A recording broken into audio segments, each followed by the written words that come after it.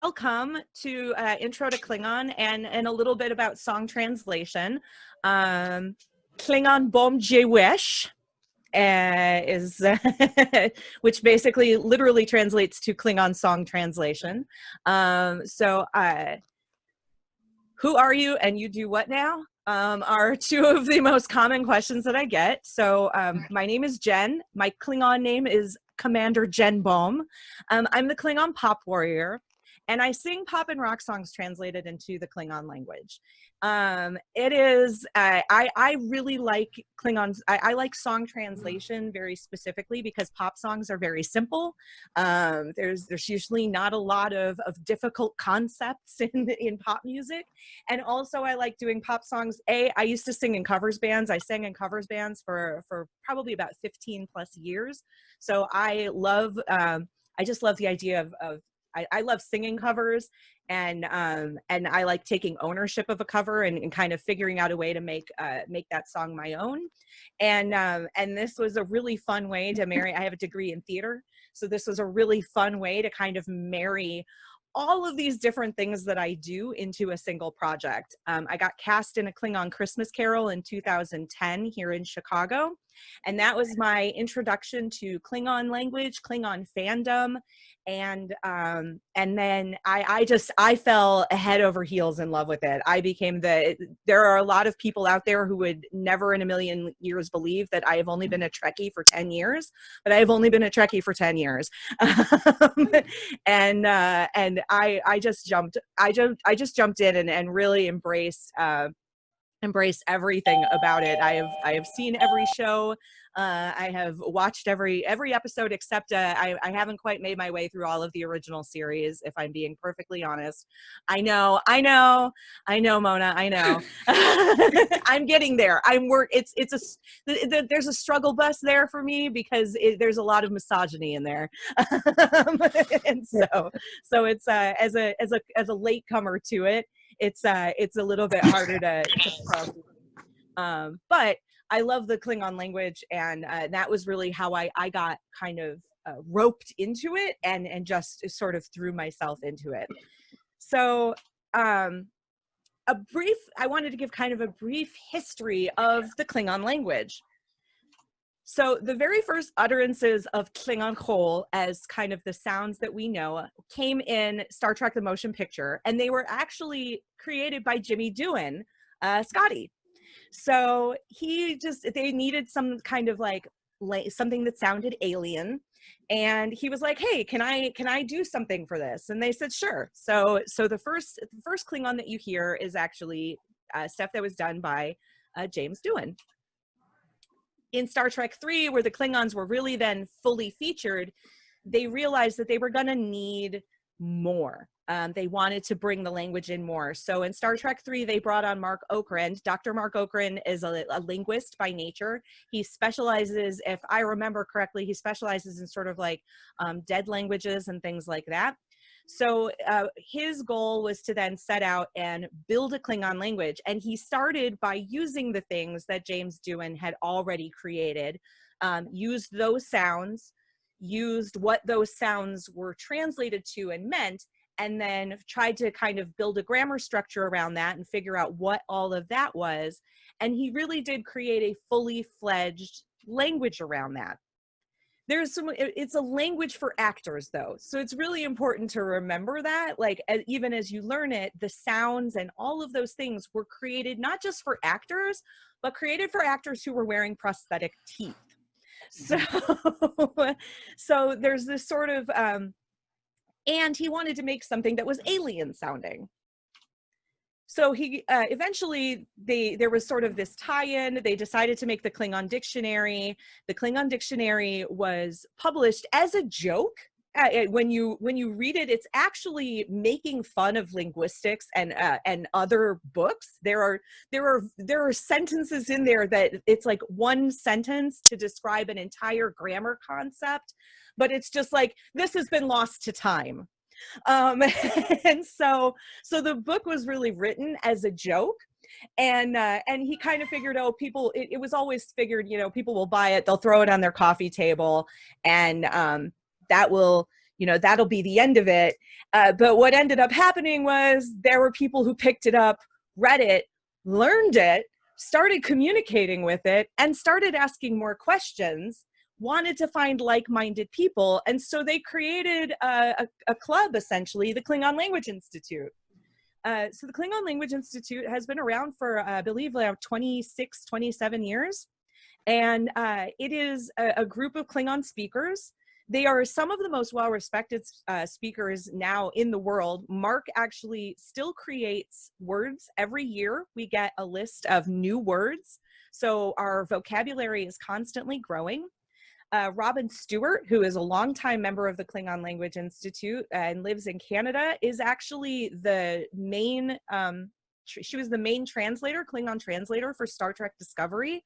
So like one of our own it became a translator for Star Trek Discovery. And actually a little bit of Indiana knowledge for you all. Alan Anderson, who lives in Kokomo, is actually, he was her second in command. So Robin, by trade, is actually a pilot. She's a survey pilot. So when when the days are long in the summertime, she's up in the air a lot more. And so she can't necessarily answer questions on the fly. So if she was flying at the time, on the fly, that was unintentional. When she was up in the air, if they needed something answered quickly, Alan was there as her backup to help answer questions, to help do translations quickly if needed, and provide stuff for her. And again, both longtime members of the KLI, people that Mark Okren actually trusts with the language, and things like that. So it's a really, the KLI is a really well-respected institution. Unlike a lot of other constructed languages, we defer very much to Mark. So we don't create words. That is all Mark. We still defer to him, where other constructed languages that exist out there, people will, the people who created the languages are maybe dead or aren't interested in moving the language forward. So people who have interest in that language have kind of picked up the torch and moved it and are moving it themselves. We still very much defer to Mark Okren. It will be very interesting to see what happens with the language when Mark is potentially no longer with us someday. Like what will happen when he doesn't want to do it anymore? Yeah, I was gonna say, or retires, right? Or retires. Yes, exactly. Passes the torch. Right. He is technically retired now. He still joins us every year for Kepa and is still very much involved in the KLI machinations as our head of language, I guess. but yeah, so that's kind of a quick, kind of a brief history of Klingon and kind of where we are now. So what makes Klingon interesting to language geeks? One of the things that I really find fascinating about Klingon speakers, I'm always really honest and upfront with people in that I am an actor who got a gig, and that is where my interests stem from. Now, I also have a background in classical voice. So I used to sing opera for a while and things like that. So I was used to singing in other languages. But at the end of the day, I'm an actor who got a gig. Language isn't necessarily the thing that I make a study of on a day-to-day basis. What always blows my mind about Klingon speakers is the vast majority of them are multilingual. And when I say they're multilingual, I don't just mean they maybe speak English and Spanish. I'm telling these people speak 3, 4, 5 other languages. Like, it is incredible. And Klingon just was a natural extension for folks who are already interested in language, because there's just a lot of crazy stuff happening in Klingon. And I do speak a little bit of Spanish, and I took 8 weeks of Japanese, which actually kind of helps a tiny bit with Klingon as we kind of move through. There's actually, I think there's some interesting parallels. So Klingon has the least common sentence structure in the world. And that was intentional because it was supposed to sound alien. So whereas in English we speak subject, verb, object, in Klingon it's object, verb, subject. And that, so it's really, it can be really hard to wrap your brain around because you're thinking backwards. Like if English is your first language, you're thinking backwards. There are 3 parts to Klingon. There are nouns, verbs, and what we call chuvme, which chuv is a verb. It means to be left over. So it's nouns, verbs, and everything else. So you're going to notice that there's something missing from that list. There are no adjectives in Klingon. Everything in Klingon is active.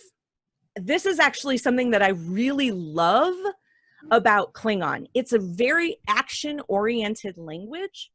So we would say a green tree. Klingon says the tree is green.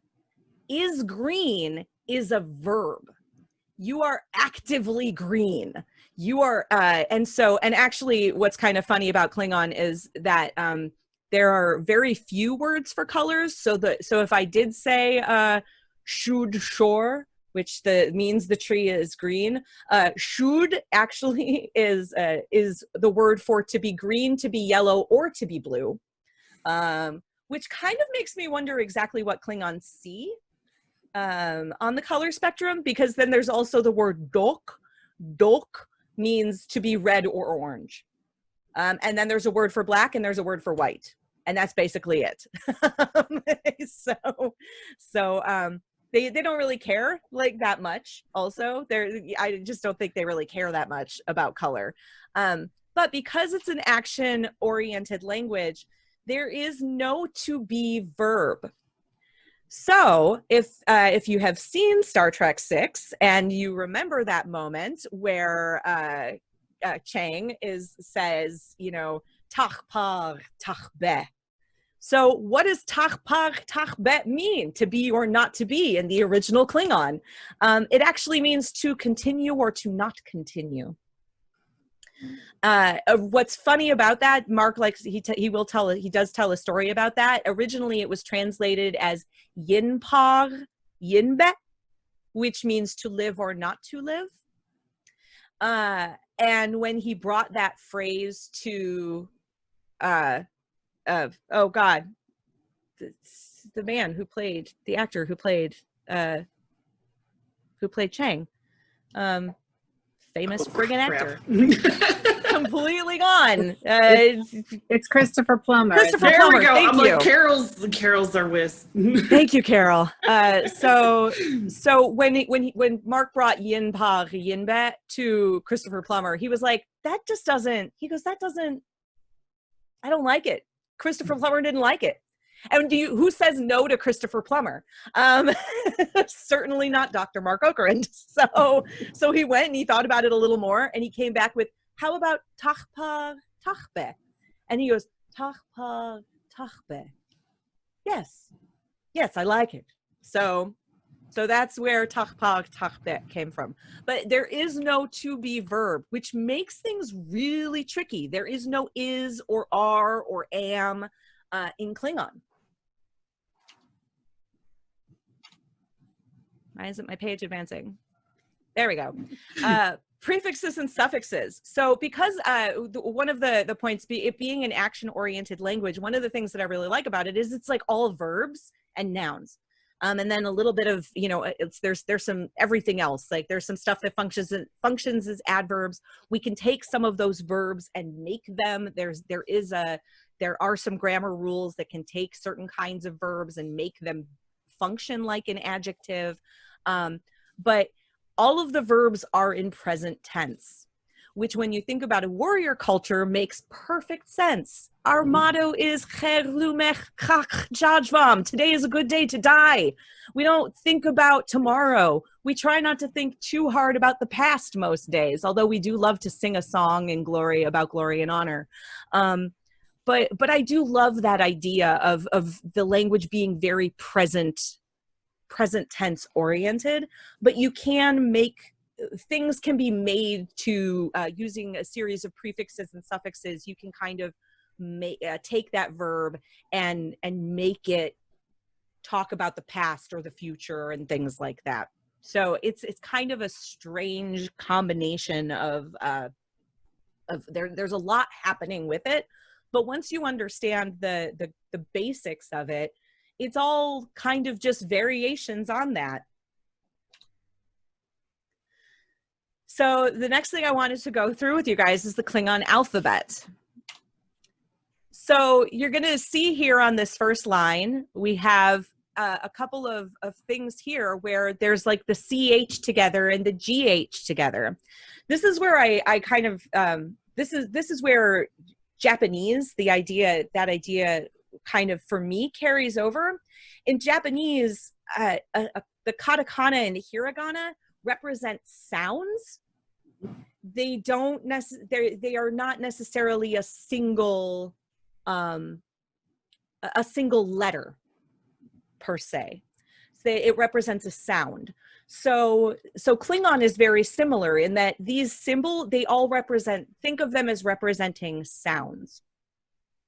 So the first letter in the Klingon alphabet is A. It is always A. It is never A. We can get to that diphthong. You can add a Y to the end of it and you'll get your I or your A or things like that. Like there are ways to get those sounds. But the letter A will always be A. In that, it's a little bit like a romance language. And that's that makes it kind of easy. The vowels are always the vowels. They are never anything but what they are. And that's how all of the letters are. So you have A, B, Ch. Because this was a language designed for actors, when you see a capital letter, that's a little trigger for your brain so that you know that that sound is not what you think it's going to be. Now, you can quick and dirty the D and just do a duh, like just a standard duh sound, like dad. But the actual way that the D is pronounced, you're kind of taking your tongue and you're putting it way back on the roof of your mouth and sliding it towards the back. And it's more like duh, duh, duh, which a lot of people compare to kind of sounds in like Hindi and stuff like that. It's a little bit more duh, duh, back, way in the back. Eh. And then the GH is its own sound. So whenever you see a GH together, it's always going to be this kind of throaty sort of growl. So it's like, when I sing it, I like to purr it because that helps I make it more like a purr in the back of my throat when I sing. That's kind of because it's hard to do this sort of sound when you're singing otherwise. The big H is like, it's like L'chaim or Hanukkah. It's that sound. So there's not any voicing there. It's just kind of a grinding of the vocal cords. The big I is always eh.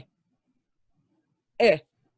It's a little bit E. It shouldn't really be E, but sometimes it'll come out that way, just depending on what follows it, but it's an eh sound. J is always hard, like jar or judge. It's never French. It will never be like a Z. It will always be that hard J sound. It will never be jajvam. It's jajvam. Think. L is very typical. M, exactly what you would expect. N, exactly what you would expect. And then you get the NG. NG is really fun because NG can begin a word. And it is the same sound as at the end of the word sing or wrong. It's that nga sound. But because it can start a word, it can be very interesting. So you can have a word like ngong. And ngang. So it's a kind of an interesting one. And then we have O, P, And then the little Q is probably the closest thing to a K sound in the Klingon alphabet. And then we have the big Q, which is the bane of pretty much any singer's existence. It's really, really hard. It's really harsh. The easiest way to get it to project in a room is to kind of put your mouth in like an O shape and then shove a lot of air through your throat really hard and grind your vocal cords together. Almost like you're trying to say the word crow. So it's like, it hurts. It hurts for humans, but it's just this really harsh sound. R gets a little bit of a flip. It's not necessarily a roll. You just kind of flip it like ara, ara, ara, ara, ara, ara, ara. The big S, the closest equivalent will be shh. But it should be a little bit more to the back of the throat. So shh. It's really important to remember that these sounds were kind of thought about in the context of an actor having prosthetic teeth in. So your tongue kind of ends up in a different place because you can't just press it up to your teeth. It ends up kind of, even when you press it up against your teeth, it's further back. So it gives you a little bit of a lisp almost. So you kind of think in terms of shh, where the tongue is placed a little bit further back than it would be if you said Slytherin right up against the front of your mouth. T, very, very standard. And then we have the TLH sounds. So TLH is a single sound in the Klingon alphabet, and it is the beginning of the word Klingon. It is what people hear when they hear Klingon. So, and it's what Earthlings, that's why they put a K there. When Terrans heard it, they thought it was a K sound. It's actually, you kind of take your tongue, you put it kind of not quite against the back of your teeth, just a little bit further back. And then you push a lot of air out while you're saying an L sound. K, Klingon, K. And it's yeah, Klingon, Klingon. Klut is one of my favorite words because it ends with the TLH and begins with the TLH. Klut. And it means to drink. And since it sounds like you're kind of drunk when you say it, Klut. But that is the beginning. That is the K sound that Terrans heard for Klingon. So kling. It's my favorite. It's also the one that makes you spit the most, because air is coming out both sides of your tongue, out the sides of your mouth, and spit just flies. If you are not, and that's why Klingon is actually, I would say right about now in kind of the age of Rona, speaking Klingon in a group of people is probably one of the most dangerous high-risk activities you could think of doing, because you 100% will spit on people while you are talking. It is not uncommon. U is you, so it's always an oo sound. And then v, w, and then y is y sound, just like that. And then you're going to see down on the bottom right corner there, it looks like a little accent mark. That is the kagwe. That is a letter in Klingon. And it's a glottal stop. So it's a stoppage of air. Once again, it's a sound thing. So it really helps to think of Klingon and all of these symbols as sounds rather than letters per se. So that it's a stoppage of air. So if you see a word that begins with a vowel, you will always see that little glottal stop there, because it's something that we do naturally when we're speaking a vowel. You go, oh, there's like a tiny little catch there. But if you see it in the middle of a word, it means you want to cut it off. So if you, somewhere in here, oh, I forgot to put my, sheet up. I had a word list so that I could grab some words. But yeah, it's basically an air stoppage in the middle, like if you see it. And then it's the same thing if it's at the end of a word. So there's the word pie, but then there's the word pipe. So whether you draw the word out or cut it off will be determined by that glottal stop. And those are two different words that mean two different things with how quickly you end it and stop it. Pout versus pow. So kind of weird, but very foreign and very alien. Mhm. Okay. So I talked a little bit about sentence structure, object, verb, subject. So in English, we say the captain killed the warrior. And Klingon, we would say shuvwit choch chod. Shuvwit means warrior. Choch means to kill. It's the verb for to kill. Chod is captain. We don't have those in Klingon. They're all kind of just implied in places. So that's the exact same sentence in English and Klingon.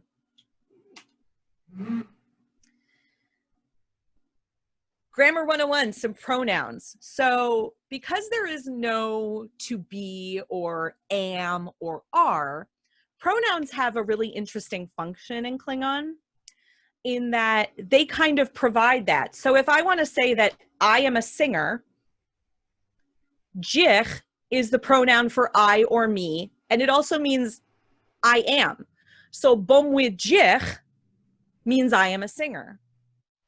Bomwe shoch means you, singular, are a singer. Bomwe mach, we are singers. Rach, bomwe rach, he or she is a singer. So there, Klingon actually doesn't have gender in its pronouns, and I think that's kind of cool in sort of this day and age where we really do think about gender and things like that. I love the fact that we actually have a lot of trans individuals in the Klingon language community, which I think is super interesting. And I don't think that has anything to do with this per se, but I do think that it is really cool that Klingon itself doesn't really care about gender in that regard. Bomwe och, it is a singer. I guess that doesn't really make any sense, but you actually can see that little glottal stop in action at the front of that och there. Klech is y'all. So there are languages that distinguish between a singular you and a plural you, and Klingon is one of them as well. So klech, which actually kind of sounds like a click, means y'all. Chach and bich both mean they, them. Chach is for, and this is the distinction that Klingons do care about. Am I referring to a group of beings that are capable of language or not? And you can actually insult someone very easily if you use an incorrect pronoun or an incorrect suffix to say your, because there are suffixes to help designate possession in Klingon. And if you use the one, so say if I said shoshlij instead of shoshle, I have just insulted your mother by saying shoshlij, because shoshlij is saying that she's not capable of speech. It is the possessive noun for like things and objects, or it's the possessive for things and objects rather than a possessive for a person. So so like it's kind of funny, like you can intentionally insult someone using little grammar tricks, and so to turn that around. So that's kind of a breakdown of pronouns. And pronouns can also be used to say, like, if I want to say that I kill her, which I'll get into some prefixes on the next slide, I would say rach jechoch, or I'm sorry, rach vechoch, I kill her. So you can use that pronoun in that regard, but you can also use it to say that she is something. So that's kind of how you can get around some of those little things.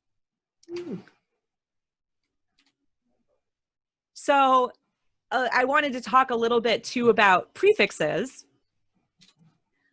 In Klingon, we care a lot about objects and subjects and things like that to talk. And then there is some shorthand so that you don't always have to add a pronoun onto things. We build a lot of that into our prefixes. And not only do we build in pronouns into our prefixes, but we also build in objects into our prefixes as well. So these first three prefixes are three of the most common prefixes. Je, which is I do this action with no object. Be, which is you, singular, do that action with no object. Ma, we do an action with no object. Jeshuv, I fight. Bishuv, you fight. Mashuv, we fight. Very cut and dry, but you've basically just made a sentence. Mhm. That's it. That's all it takes to make a sentence. There is an entire table of prefixes for every permutation of object and subject.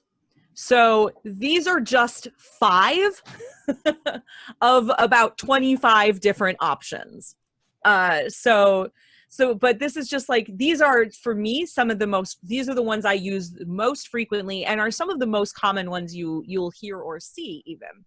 So if I say Vishuv, it means that I fight him, her, or it. I would potentially need a little bit of context. I can designate an actual object for you so that I am actually telling you who I am fighting. But I will always want to use that the prefix if I am saying that I am fighting an object or a person. Regardless of whether I then put an object there, I still need that prefix. That is always the one that I will use.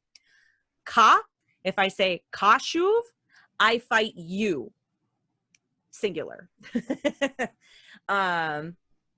So there is a whole, like I said, there is an entire table of prefixes and suffixes that you can use to kind of mess around with and use to make sentences and say, I fight them, I fight it, I fight, we fight it, we fight them, they fight us. There is a prefix for all of those different things.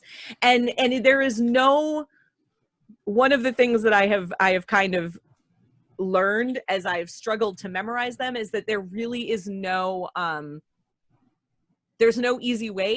It's one of the parts of Klingon that you just have to memorize. If you're going to speak it, you just have to memorize them and pound them into your brain until you get them. There's also, the one thing I did leave out there's some command ones. So if I say Chishuv, it says you will fight me. So it becomes a command. So I can say, I believe cho is the prefix if I'm saying you do that action to me. That's just simply stating you do that action to me. If I am commanding you to do that action, if I'm making it an imperative, there are also some additional prefixes to help with that. Did that all make sense? Is everybody kind of following? This is all just sort of basic, high level, just kind of, it probably doesn't feel that way, but I'm telling you it is. It's awesome stuff. No, you're fantastic. So I always do like to preface the fact, I should have prefaced in saying I am an actor.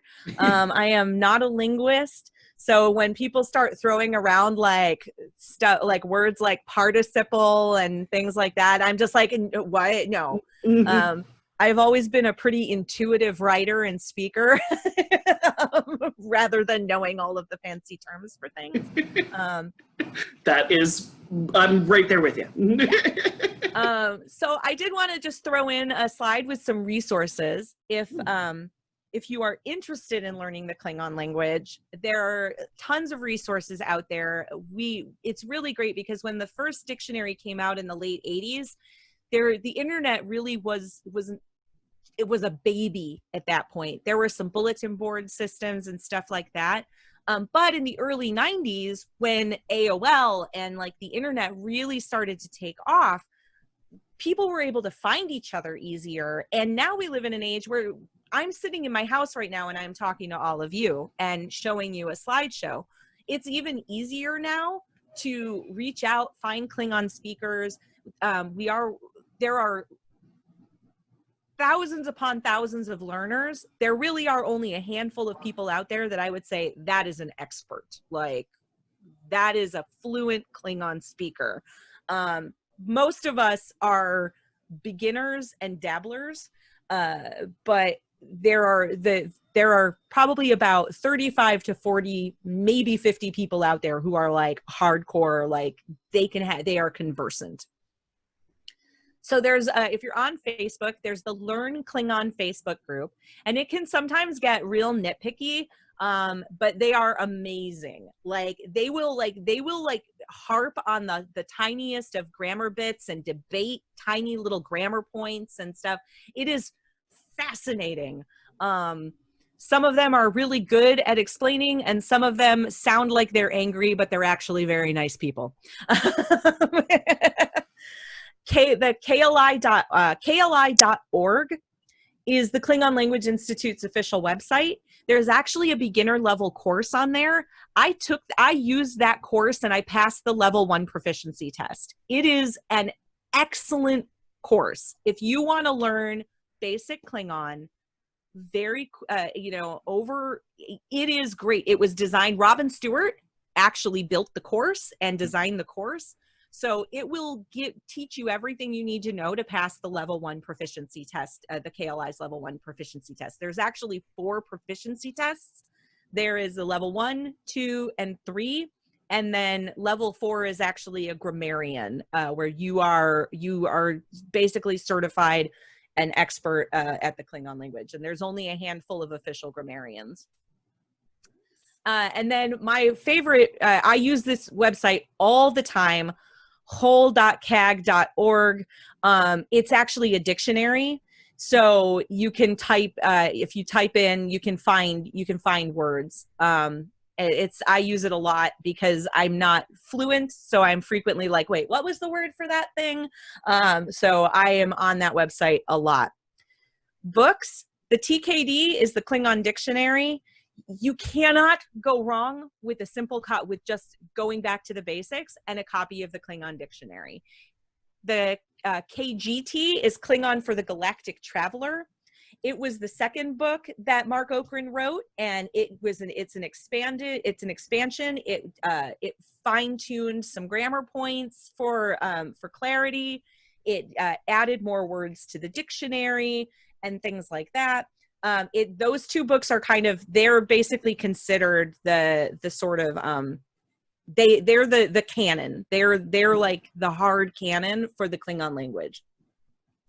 I really love Gilgamesh. So you've probably seen other things that are published out there. There's copies of Klingon Hamlet that you can buy. There's a copy of Klingon Much Ado.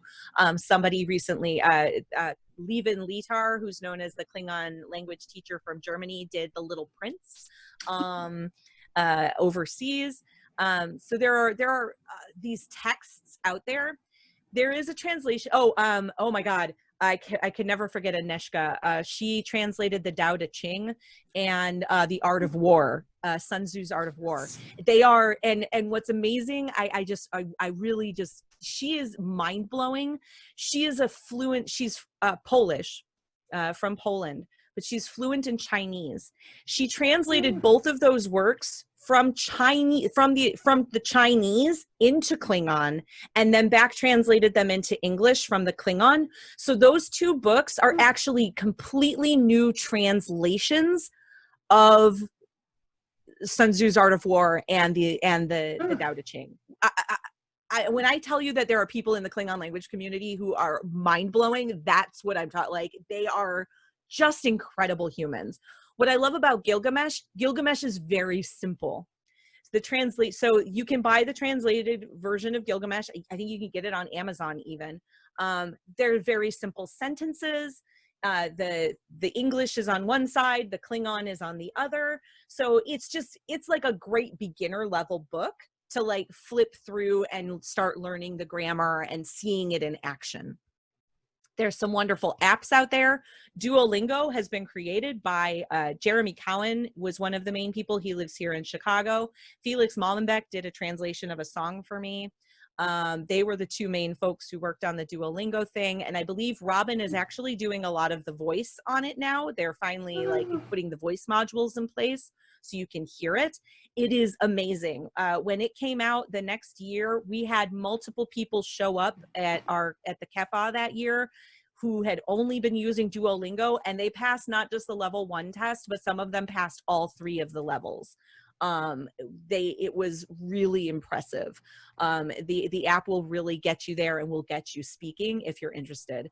Bokwit is now available on iPhone and Android. Originally, it was just an Android app. Bokwit is basically a pocket dictionary. It's the Klingon dictionary for your pocket, so you can like look up words on the fly. It goes on your phone.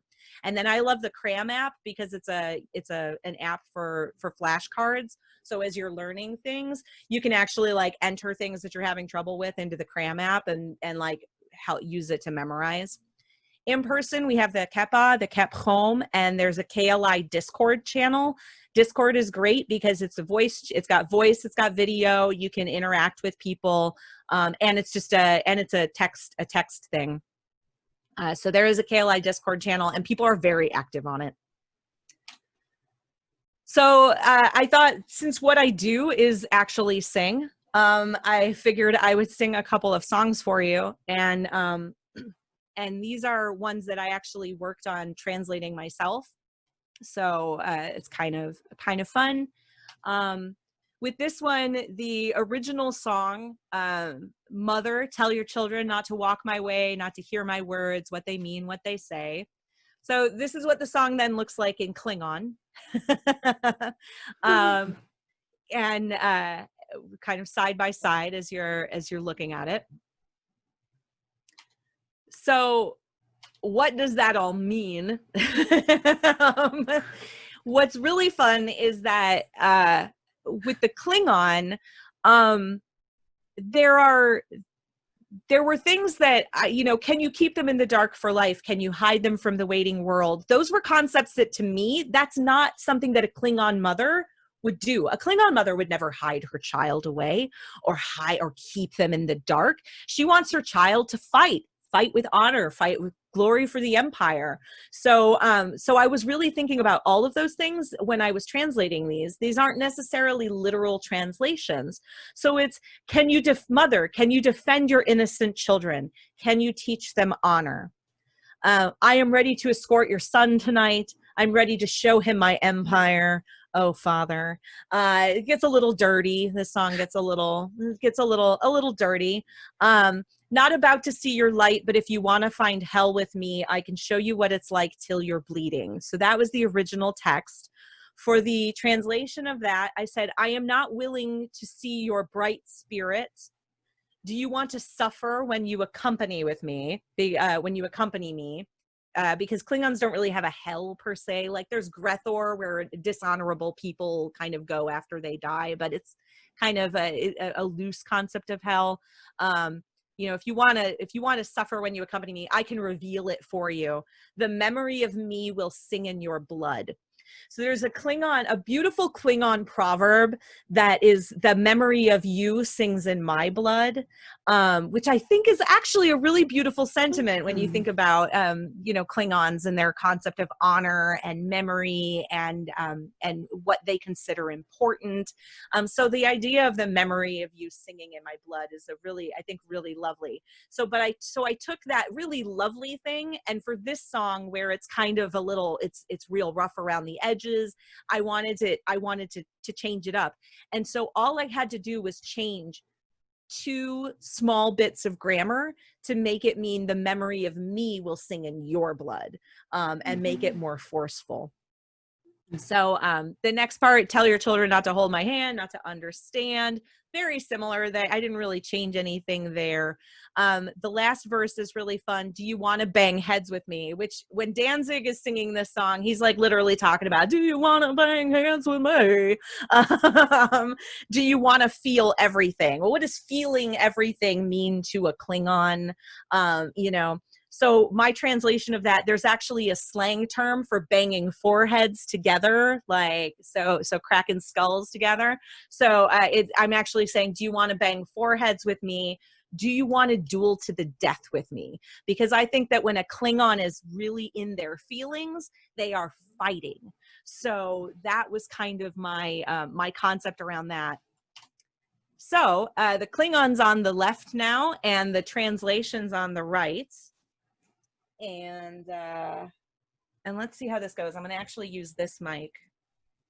I'm going to use this mic instead. Can you hear me? A little bit, but I think we're still hearing you from your webcam.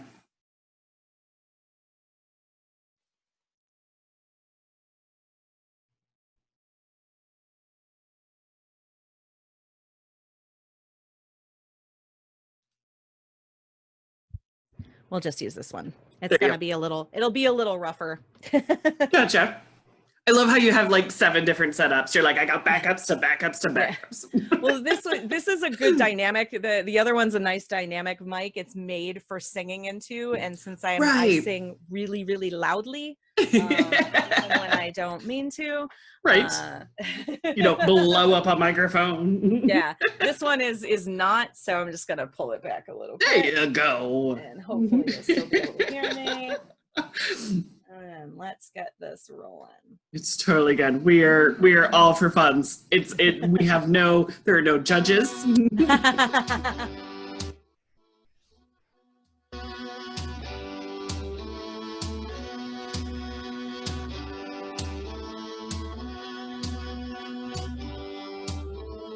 Shosh, Hirosh Kro Epuk Letira.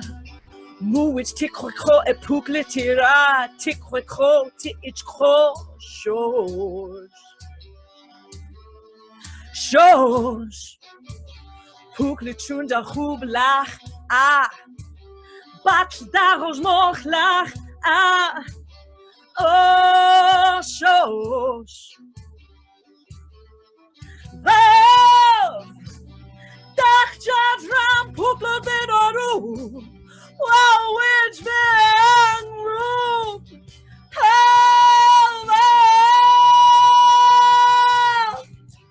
College Wolf in Lekanbe, to let's be Betaneha, Shock van de Angla, Bomdi, Ulich Chokel. College Wolf in Lekanbe, to let's be Betaneha, Shock van de Angla. George, Rob with Sitra Kro Puklitira, Teat Kro Puklitira, oh, George. Wow, Chopin Danech, Chochai Chodanech, oh,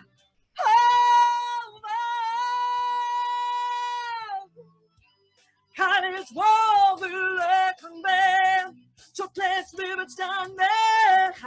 Shock my bed, and not Bondi, Ulich Chokel.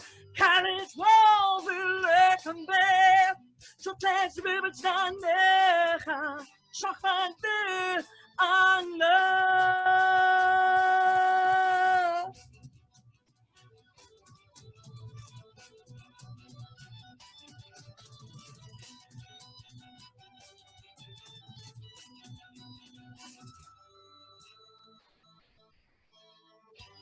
Kan het wel willen ben, zoals we bestaan liggen, zag van de ander.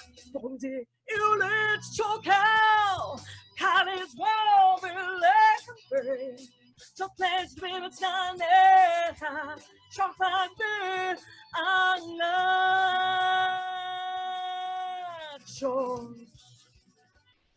Oh, shows. Shows. Shows.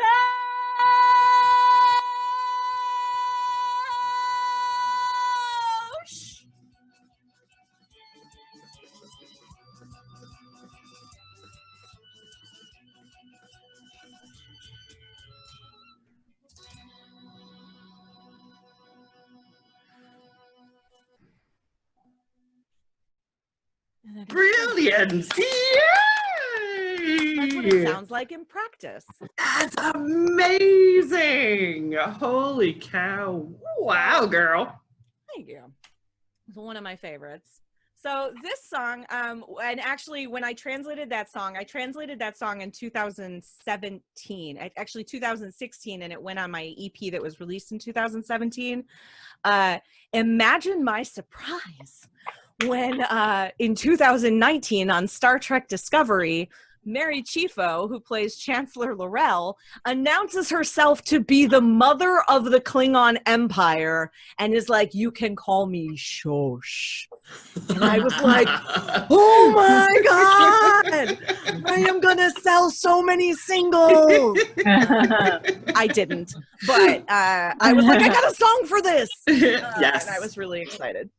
There's still time, girls, still time. Right. So that was pretty funny when that happened. Love it.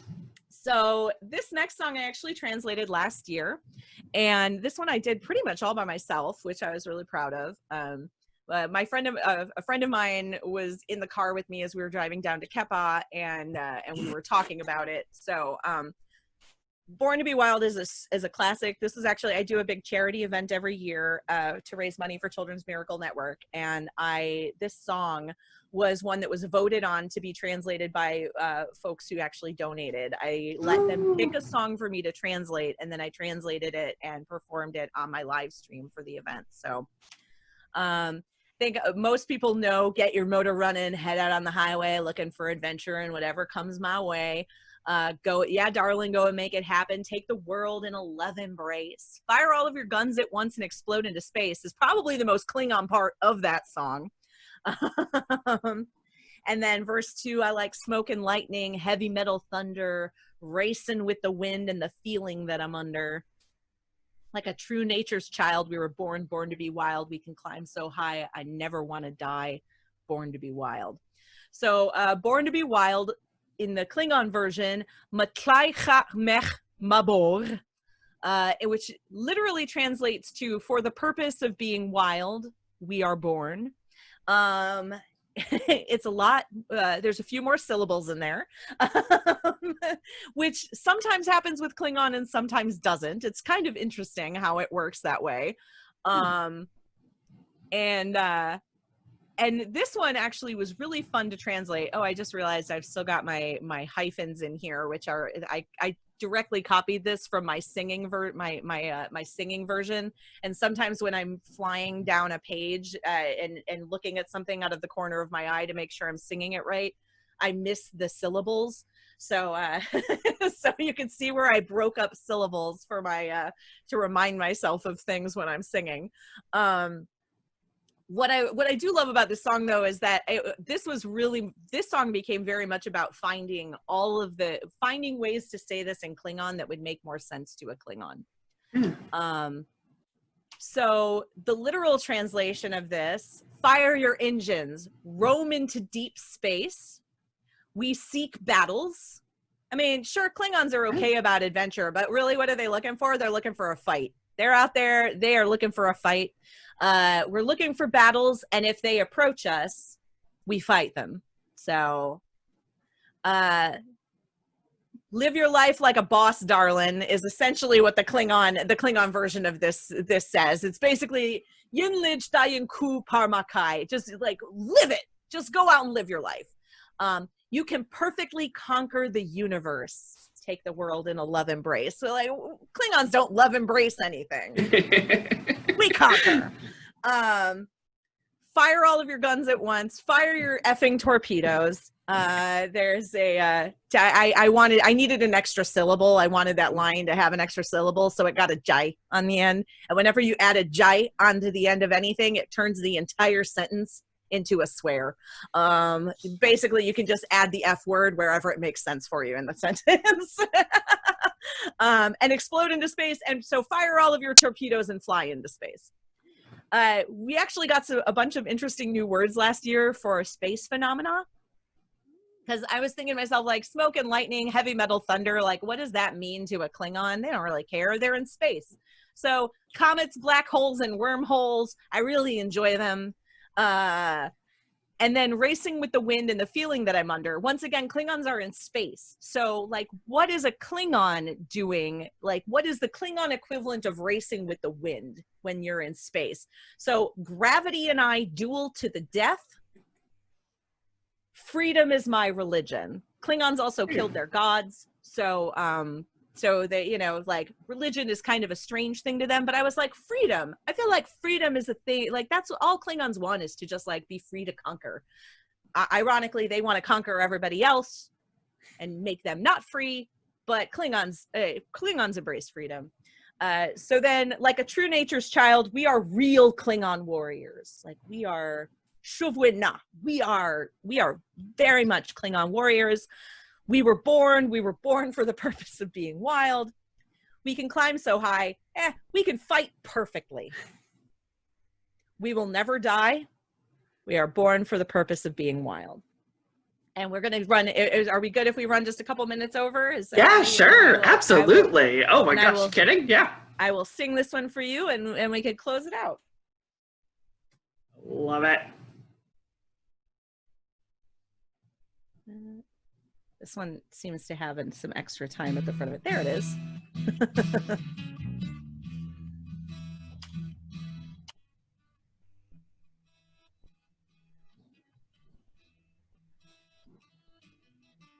Jontaligialak. Lochop dakiling. My maiden edge. Edge nu rosh churvai de shuv. Yin Lij Dayan Ku Parmakai Uta Charlach Chu Cook Tafish Peng Me Tibach Jai Edge Lord Dakipu Li Lush Pet Lochmenje Vitiv Ku Chaitu Tlam Jichje Laldan Wijoch Sabe Yin Lij Dayan Ku Parmakai Uda Charlach Chu Cook Tafish Ping Me Tibach Jai Edge Lord Dakipu Klingon Shuvwin Namach Mabok Mai Klach Mech Mabok Mashuvlach Chu Not Macher Meklai Chach Mech Mabor Meklai Chach Mech Mabor.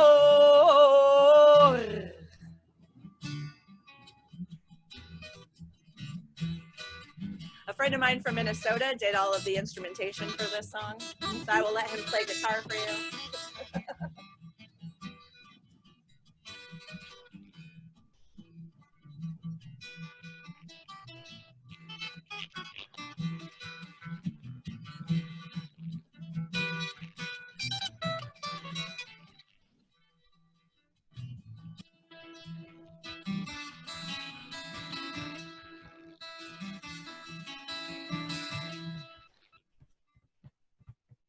Jontaligialak lochot daculing, my maiden edge, et nu rostur weide shuv. Yin lid dein kupa makai, uda charlach chu. Cook tachlich bring me to Bachjai, edge lord dacupu. Klingon shuv namach, mabok my klach ach mech mabok. Mashuv lach chu, not my hair. Klach ach mech mabok. Klach ach mech mabok.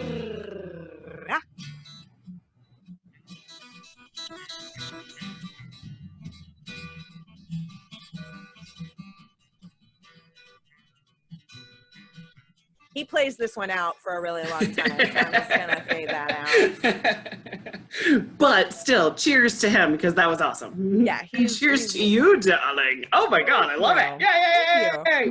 Do you guys have any questions for me? Did this all make sense? It's fascinating. And it does tie into Uhura because Uhura does speak Klingon. Yes, she does. Yeah, She absolutely. sings. So I'm like, Yes, and she's a powerful, fierce female, just like yourself.